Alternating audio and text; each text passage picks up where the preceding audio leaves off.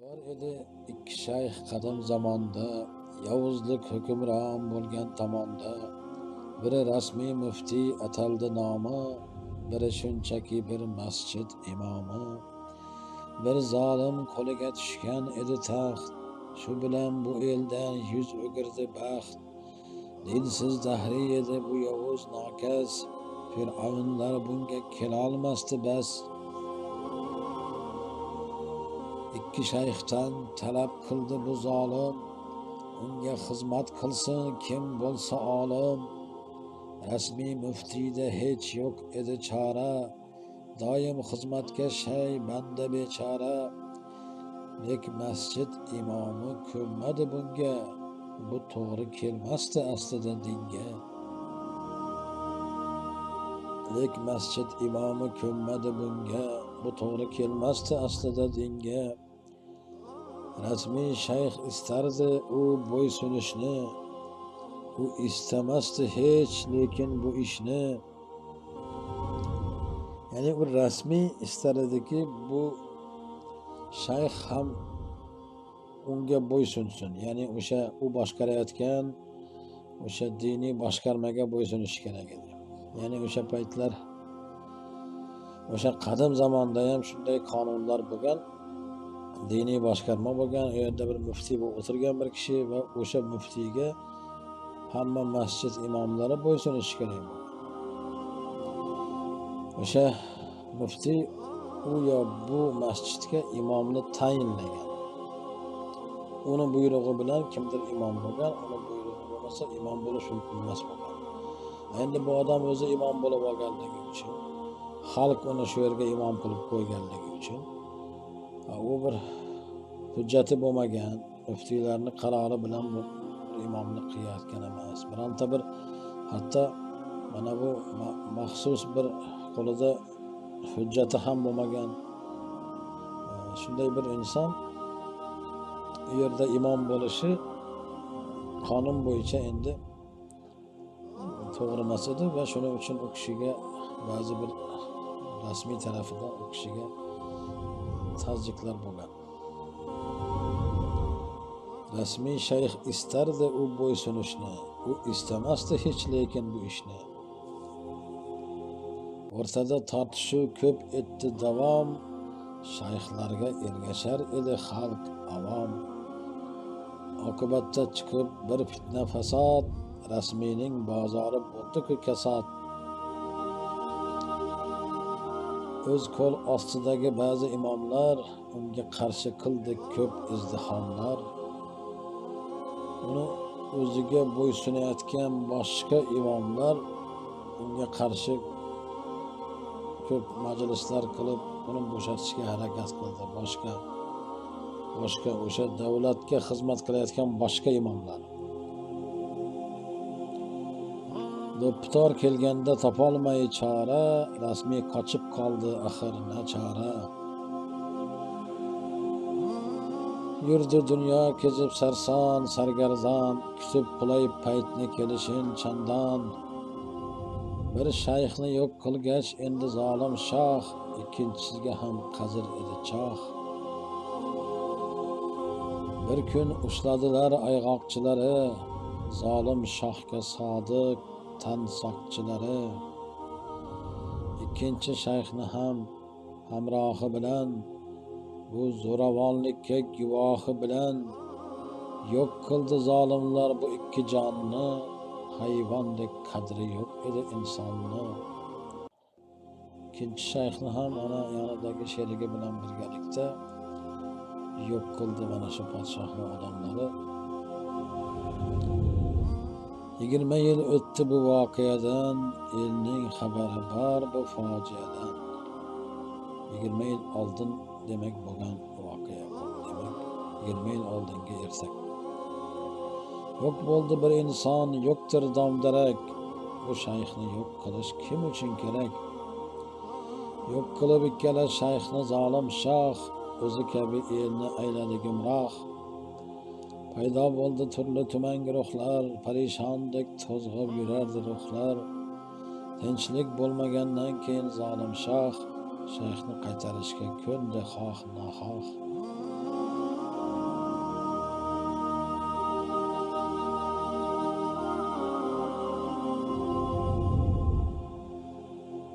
O'sha paytlar yana har xil turli xil guruhlar paydo bo'lib, turli tuman diniy firqalar avj oldi va o'sha ketgan imomni, rasmiy muftiyni yana qaytib kelishiga zolim shoh rozi bo'ldi. 7 yildan beri daydigan imom o'z yurtiga qaytdi endi batamom. Garchi bo'lmasa-da muftiy ya qozi, shayxlik qilishlikka bo'lgandi rozi. Unga ko'rsatildi xufiya ehtirom, zimdan faollikni ettirdi davom.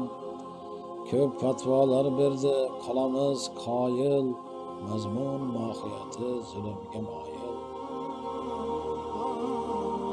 Endi bu imom qaytib kelib, endi muftiy bo'lmasa ham har holda shayx bo'lib, obro'si bo'lib, el ichida unga mana shu imkoniyatlar bo'ldi. Kitoblar yozdi, fatvolar berdi. Va albatta o'sha mavjud hukumatni qo'llab-quvvatlaydigan, o'shalarga ma'qul keladigan fatvolar berildi. Mazhab libosiga o'rab botilni, muhtaram zot dedi zolim qotilni.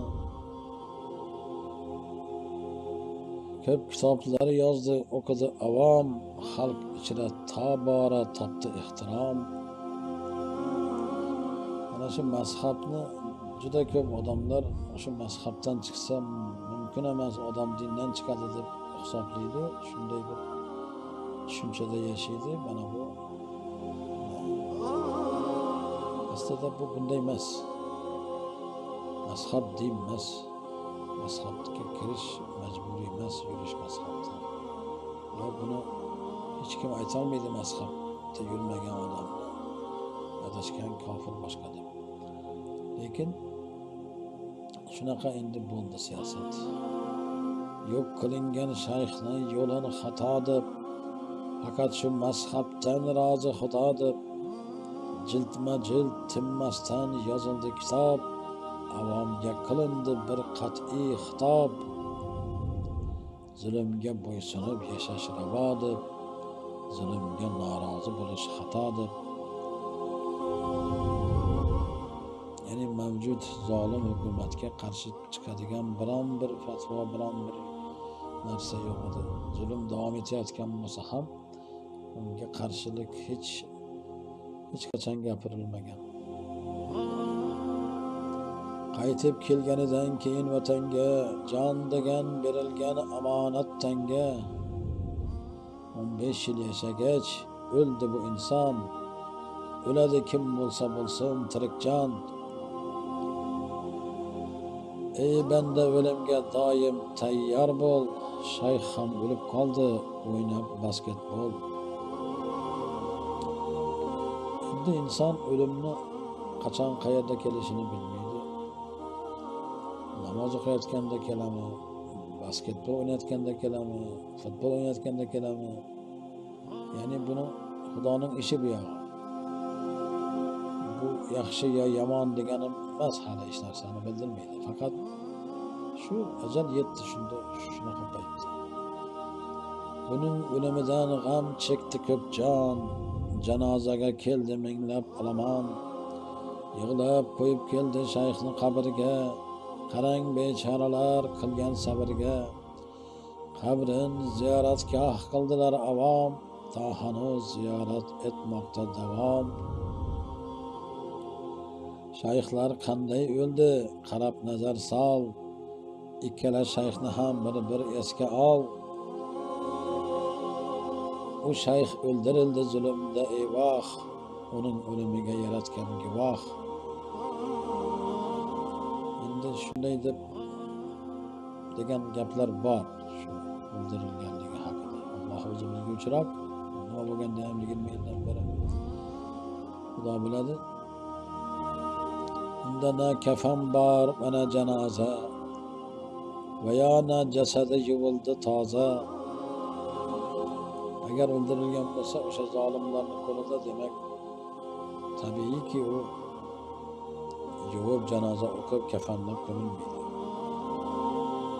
U shayxning qabri yo'q, muritlari ham uning kimligini unutdi olam. Unda yo'q dabdaba, shon sharaflar, shunday o'lgan edik ko'plab saraflar.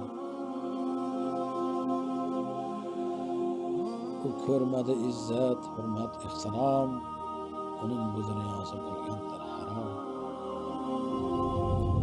G'ariblikda ketdi haq dargohiga, Rabbim guvoh g'ariblarning oxiga. Uni tanimadi kaza kazolar, uni eslab birov tutmas azolar. U o'tirgan emas zolim yonida, yoki boyvachchalar dasturxonida. Undan qoldi faqat ilm ila urfon, izdoshlarga ibrat, fidoyi inson. Haq uchun berilgan jonlar ogoh bo'l, teng emasdir bersang o'ynab basketbol. Kimniki zolimlar qilsa ehtirom, bunga yig'lash kerak, quvonish harom. Zulmga norozi bo'lishlik shartdir, haqni aytib keyin o'lishlik shartdir. Agar aytilmasa zolimlarga haq, ular o'zlarini sanar muhaqqaq. Agar bo'lsa kimning xavf iymonida, turish kerak emas zolim yonida. Nahot bu narsani shayxlar bilmaslar, ular bilib turib amal qilmaslar. Barchasi o'zlarini vijdonigadir, albatta ziyoni iymonigadir. Bular bari o'tib ketgan odamlar, bu yerda bor bizga ibratli damlar. Bularni eslaylik, olaylik ibrat, zolimdan kutmaylik hargiz muruvvat. Bu shayxlar zulmning qurboni bo'ldi, kim mazlum, kim zolim tomoni bo'ldi. Shayxlar o'tib ketdi, hammasi tamom, zolim o'z zulmida etmoqda davom. Shu yerda tugaydi bu ertak alhol, shoyatki hech kimga kelmagay malol.